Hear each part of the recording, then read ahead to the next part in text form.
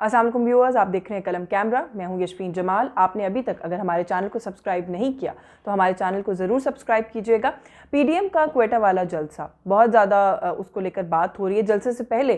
इस जलसे से पहले मैं आपसे बात नहीं कर सकी, लेकिन मोर और लेस जो सिनारियो था कराची के जलसे के बाद वही था, और उस पर मैं 2-3 दफ़ा आपसे बात कर चुकी थी ऑलरेडी। इस जलसे के हवाले से बात करें, एक तो ये कि जलसा बहुत बड़ा था, एक्सपेक्टेड भी था कि जलसा बड़ा होगा। क्वेटा में जलसा था और अचकज़ई साहब जो हैं वो हमेशा ही इज़ नोन कि वो क्वेटा में ख़ास तौर पे जब भी अगर कोई जलसा हो जहाँ पर वो स्ट्रेंथ लेकर आ रहे हो तो हमेशा एक बड़ी स्ट्रेंथ पुल करने में कामयाब होते हैं और जलसा कामयाब होता है। लेकिन इस केस में तो मौलाना के सपोर्टर्स भी शामिल थे। अख्तर मेंगल साहब की वजह से बलोच जो सपोर्टर है वो भी वहाँ पर मौजूद था। तो एक ख़ासा बड़ा जलसा था, इसमें तो कोई शक नहीं है, कोई दो राय नहीं है। अच्छा, पीडीएम के जलसे जैसे जैसे आगे बढ़ते जा रहे हैं और मज़ीद हम देख रहे हैं कि जलसे हो रहे हैं, तो उसमें एक चीज़ जो है वो और समझ में आ रही है, और वो ये कि हर अगले जलसे के साथ जो अग्रेशन का लेवल है उसमें इजाफा होता जा रहा है। अच्छा, अब गुजरांवाला, कराची और क्वेटा, इन 3 जलसों के हवाले से अगर बात करें और अगर हम एक पैटर्न को अंडरस्टैंड करने की कोशिश करें तो एक बात ये समझ में आती है कि जो बात कुछ गवर्नमेंट की कुछ लोग कर रहे हैं और कुछ तज्ज़ियाकारों का भी ख्याल है कि पीडीएम के अपने अंदर जो है वो कुछ इत्तेफाक नहीं। और मैं पहले भी बात कर चुकी हूँ कि ट्रस्ट डेफिसिट है, बहुत सारे इस तरह के मामलात हैं जो मैंने 1-2 दफ़ा आपके साथ खबर की बुनियाद पर भी कुछ मामलात जो हैं वो आपके सामने रखे हैं और शेयर किए हैं। तो वो चीज़ें, वो एक पैटर्न भी इस्टेब्लिश हो रहा है कि जो जलसा पाकिस्तान पीपल्स पार्टी ने ऑर्गेनाइज़ करना था, सिंध में था, कराची में था, वहाँ पर जो अग्रेशन का लेवल है वो कुछ मुख्तलिफ था एज अपोज टू जो गुजरांवाला में जलसा हुआ और अब जो रिसेंटली हमने देखा कि कल ही क्वेटा में जो जलसा हुआ है। नवाज शरीफ साहब कराची जलसे को स्किप करते हैं और ये कहते हैं कि वही सारी बातें करनी थी जो कि मैं पहले कर चुका हूँ गुजरांवाला में, तो फिर 1 हफ्ते के बाद दोबारा वही बातें दोहराने की ज़रूरत क्यों पेश आई, क्योंकि जो गुफ्तगू की है क्वेटा में मोर और लेस वो भी वैसी ही है। मैं अभी आगे चल के बात करती हूँ नवाज शरीफ की तकरीर पर भी, क्योंकि ये फिर भी कहूँगी कि एग्रेशन में हमने देखा कि कुछ मज़ीद इजाफा था। उनकी टोन के अंदर भी, जो अल्फाज का इस्तेमाल था उसके अंदर भी, जब गुफ्तगू का आगाज़ किया उन्होंने तो ऐसा महसूस हुआ कि शायद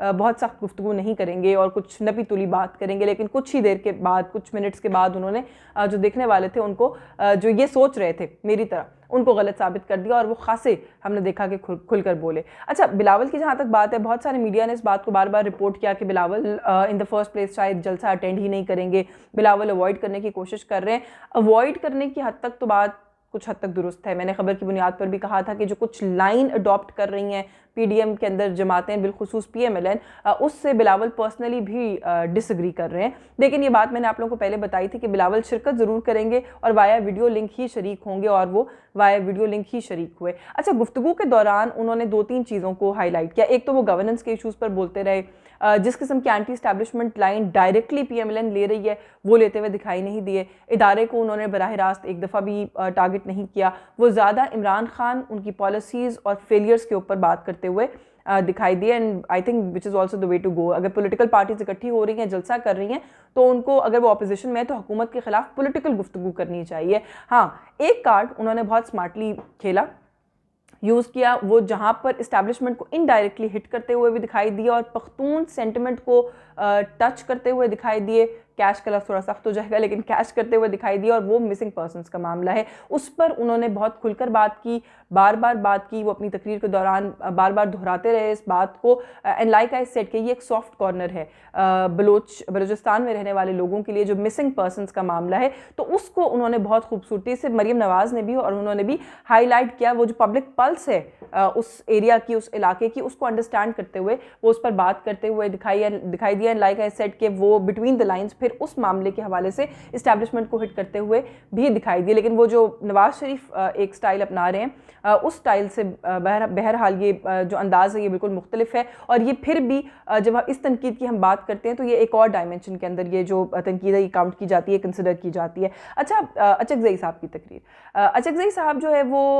गुफ्तगू करने का फ़न बहुत अच्छा जानते हैं। हम सब जानते हैं कि वो, अच्छा, उनके अंदर उनकी क्वालिटी ये भी है कि वो बहुत सख्त बात भी अगर कर रहे हों तो उनका लहजा बहुत धीमा होता है, अल्फाज का चुनाव بہت دلچسپ ہوتا ہے. وہ کبھی بھی اس طرح کی گفتگو نہیں کرتے اور ایسے الفاظ نہیں استعمال کرتے کہ جس سے لگے کہ وہ آل آؤٹ جا کے کسی کو ڈی گریڈ کرنے کی کوشش کر رہے ہیں, لیکن پھر بھی وہ بڑا ایک سخت پیغام دے جاتے ہیں. اس دفعہ بھی اچکزئی صاحب کی گفتگو مور اور لیس شروع میں کچھ اسی طرح کی تھی, لیکن افغانستان والے معاملے کے اوپر جس طریقے سے انہوں نے بات کی, ان کا یہ کہنا کہ ہماری افغانستان میں زمینیں ہیں, ہماری وہاں پر جائیدادیں ہیں, ان کا اس طرح سے بات کرنا جی کہ جو بارڈر ہے اس پر جو باڑ لگ رہی ہے ہم جائیں گے اور جا کر اکھاڑ دیں گے, ہم اس باڑ کو نہیں مانتے, ہمیں کسی پاسپورٹ کی ضرورت نہیں ہے افغانستان جانے کے لیے. یہ کچھ اس طرح کی سٹیٹمنٹس ہیں جنہوں نے کچھ سوالات چھوڑے ہیں کہ اچکزئی صاحب جو ہے وہ اس طرح کا ایک نیریٹو یا ایک ایجنڈا لے کر چلتے تو ہیں, جو ان کی پولیٹکس سے واقف ہے وہ سب جانتے ہیں کہ کوئی ایسی انہونی بات نہیں کی ہے اچکزئی صاحب نے, لیکن اس طرح اتنے بڑے میسو جلسے کے اندر اس انداز سے اس بات کو کرنا, ایک تو اس بات کو لے کر کچھ ڈیبیٹ جو ہے وہ ہوئی بھی ہے اور ڈیبیٹ بنتی بھی ہے, اور دوسرا جو ہے وہ جیسا کہ ہم سب جانتے ہیں اویس نورانی صاحب کی جو سٹیٹمنٹ ہے اس کو لے کر بڑی لیدے ہے. کس قسم کی گفتگو کی انہوں نے, ان کو اس طرح سے بات نہیں کرنی چاہیے تھی. بلوچستان کو ایک آزاد ریاست بنانے کی جو بات انہوں نے کی ہے, گو کہ وہ کہہ رہے ہیں کہ اس کو ہمیشہ اس طرح کی سٹیٹمنٹ دینے کے بعد کہا جاتا ہے کہ آؤٹ آف کانٹیکسٹ لیا گیا, لیکن جو بیان انہوں نے دیا وہ اب فی الحال اس سے اپنے آپ کو ڈس ایسوسیٹ کر رہے ہیں, لیکن وہاں پر جو ان کی گفتگو تھی وہ کچھ اسی انداز کی تھی. اور اویس نورانی صاحب بھی اگین ہی از نون, وہ اسی طرح کی اپنے ایک اسٹائل آف اسپیچ کے لیے, تقریر کے لیے, خطابت کے لیے وہ نون ہیں کہ وہ اسی طرح سے اگریسو ہو کے اور بڑا ایموشنل ہو کر بات کرتے ہیں. تو ہم نے دیکھا کہ وہ انہوں نے گفتگو میں جب یہ بات کہی تو اس کو لے کر بھی ایک بڑی ڈیبیٹ ہوئی, اور جب اس طرح کی سٹیٹمنٹس کسی پلیٹ فارم سے آنا شروع ہو جاتی ہیں تو پھر اس پلیٹ فارم کے اوپر بھی سوالیہ نشان جو ہے وہ انفارچونیٹلی اٹھنا شروع ہو جاتے ہیں کہ کیا کوئی ایجنڈا ہے, کیونکہ بلوچستان آزاد ریاست یہ لائن کہاں سے آتی ہے ہم سب جانتے ہیں. اور یہ کچھ اس طرح کی سٹیٹمنٹس ہیں جس سے جو بہت زیادہ مین سٹریم پولیٹیکل پارٹیز ہیں پی ڈی ایم کے اندر, جس میں نون لیگ, پیپلز پارٹی, ایون مولانا کی جماعت شامل ہے, ان لوگوں کو سوچنا چاہیے کہ کیا اس طرح کی سٹیٹمنٹس ان کے پلیٹ فارم سے جانی چاہیے, کیونکہ اگر جاتی ہیں تو یہ ساری لیڈرشپ بھی اسی سٹیج پر بیٹھی ہے, پھر وہ بھی اسی طرح کے بیان کے ساتھ ان کو بھی منسوب کیا جائے گا. تو کیا یہ لوگ چاہتے ہیں کہ اس طرح کی لائن کو لے کر یہ آگے بڑھیں, کیونکہ اگر یہ آگے بڑھیں گے تو پھر یہ جو پورا پلیٹ فارم ہے یہ خالی اپوزیشن کا پلیٹ فارم نظر نہیں آئے گا, پھر یہ بہت زیادہ کنٹروورشل ہو جائے گا, اور پھر وہ جو کنٹروورسی ہے وہ وہی کنٹروورسی ہوگی, غداری تک بات جائے گی, پھر بھارت کی سپورٹ یا بھارت کے ایجنڈے کو پروموٹ کرنے کی یا فروغ دینے کی بات جو ہے وہ اٹھائی جائے گی, جو کہ سوٹ نہیں کرتا پاکستان میں موجود مین سٹریم پولیٹیکل پارٹیز کو. اور اس طرح کی سٹیٹمنٹس دے کر میڈیا کے اندر, سوشل میڈیا کے اندر اگر کوئی انڈیجنس سپورٹ ہے بھی ان پولیٹیکل پارٹیز کی تو وہ خود مر جائے گی. ہم نے دیکھا کہ بہت ساری تقاریر کل بھی ایسی تھیں جو کہ مین سٹریم میڈیا پر نشر ہوتی رہیں, جن کو بار بار میوٹ کرنے کی ضرورت میڈیا کو پیش آئی.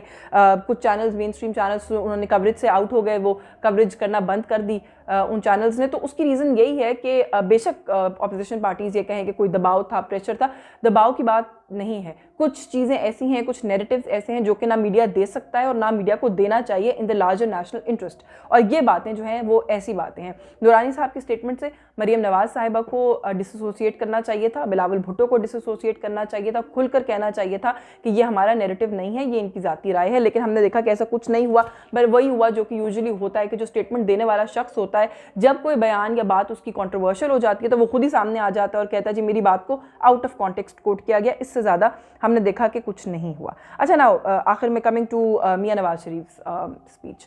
نواز شریف صاحب گجرانوالہ میں بولے, بہت سخت بولے. اس وقت بھی انہوں نے آرمی کے سربراہ کا نام لیا, آئی ایس آئی کے سربراہ کا نام لیا.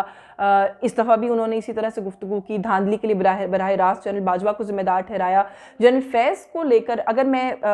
جو تھوڑا سا ڈفرینس بتاؤں کہ کیا مجھے لگا, وہ یہی تھا کہ گجرانوالہ کی تقریر اور اس تقریر کے اندر ڈفرینس یہ تھا کہ جنرل فیض جو ہیں وہ اس دفعہ زیادہ نشانے پر دکھائی دیے نواز شریف کے, اور کچھ حوالے بھی انہوں نے ماضی سے دیے. جسٹس شوکت صدیقی کے گھر جانے کے انسیڈنٹ کو کوٹ کرنا کہ کس طرح سے آپ پریشرائز کرتے رہے جسٹس قاضی فائز عیسیٰ والے معاملے کے اوپر, جی کہ انہوں نے کیونکہ ججمنٹ دی تھی اپارا والے معاملے کے بعد, تو آپ ان کے خلاف ریفرنس لے کر آئے, اور اب جب ریفرنس جو ہے وہ کواش ہو گیا ہے تو اب آپ کی کیا اخلاقی ذمہ داری بنتی ہے اس طرح کے سوالات اٹھانا, اور ساتھ میں یہ بھی کہنا کہ کیونکہ آپ یہ سب کچھ کرتے رہے ہیں اس کی وجہ سے آپ سے اکاؤنٹیبلٹی آپ کی نہیں ہوئی, آپ سے سوال نہیں پوچھا گیا, بلکہ آپ کو پروموشنز ملتی رہیں اور آپ کو یہ اعلیٰ عہدے ملے. تو ہم نے دیکھا کہ D G I S I جو ہیں وہ کچھ زیادہ نواز شریف کے نشانے پر رہے. تقریر بہت سخت تھی, عمران خان کے حوالے سے بھی انہوں نے کہا کہ آپ یہ مت سمجھیں کہ آپ حکومت کر کے جب چلے جائیں گے تو آپ سے کوئی جواب طلبی نہیں ہوگی، آپ سے بھی جواب طلبی ہوگی، آپ کی بھی گرفتاریاں ہوں گی. ان کے بہن کے معاملے کو بھی کوٹ کیا، علیمہ خان کا بھی نام لیا. سو یہ جو ایک اوور آل تقریر کی اگر بات کریں مور اور لیس گجرانوالہ جیسی سی، لیکن ایک ٹون اگریشن جو ہے، جیسے میں نے شروع میں کہا کہ جیسے جیسے جلسے آگے بڑھتے جا رہے ہیں تو اگریشن میں اضافہ ہم دیکھ رہے ہیں کہ ہوتا چلا جا رہا ہے. اب یہ جو سارا سیناریو ہے، بہت سارے سینئر لوگوں سے بھی میں نے بات کی ہے جو ہم سے بہت سینئر ہیں، بہت عرصے سے کور کر رہے ہیں پاکستان میں پالیٹکس کو. ان کا بھی اس وقت یہی خیال ہے کہ اس طرح کی صورتحال پاکستان میں پہلے کبھی ڈیولپ نہیں ہوئی جہاں پر اس برے طریقے سے اسٹیبلشمنٹ کو پولیٹیکل پارٹیز نے مل کر کارنر کرنے کی کوشش کی ہو اور کارنر اسٹیبلشمنٹ ہوتی چلی جا رہی ہو. تو ناؤ دا ریئل کویسچن از کہ اسٹیبلشمنٹ جو ہے وہ اس سارے معاملے پر کیا کرے گی؟ ریئیکٹ کرے گی، خاموشی سے دیکھے گی؟ اگر ریئیکٹ کرے گی تو ریئیکشن کیا ہوگا؟ یہ کچھ سوالات ہیں جن کا جواب آنے والے دنوں میں ہوپ فلی ہم دیکھیں گے کہ سچویشن کہاں جا رہی ہے اور شاید اس پر ہم بات کر سکیں گے. لیکن بہت ساری چیزیں اس وقت اسی چیز پر ڈیپینڈنٹ ہیں کہ جو ادارے کو بار بار ٹارگٹ کیا جا رہا ہے، ادارہ کیا اس پر کچھ بات کرے گا، کچھ کہے گا یا نہیں کہے گا. دس از آئی تھنک جیسے جیسے وقت آگے گزرے گا تو اس پر ہم مزید بات کر سکیں گے، اور جو آنے والے جلسے ہیں ان سے پہلے بھی آپ سے مزید تفصیل سے بات کریں گے. آپ کو اگر یہ ویڈیو پسند آئی ہو تو اس کو لائک کیجیے گا، شیئر کیجیے گا. چینل سبسکرائب نہیں کیا ابھی تک تو سبسکرائب کیجیے گا. مجھے اجازت دیجیے، اللہ حافظ.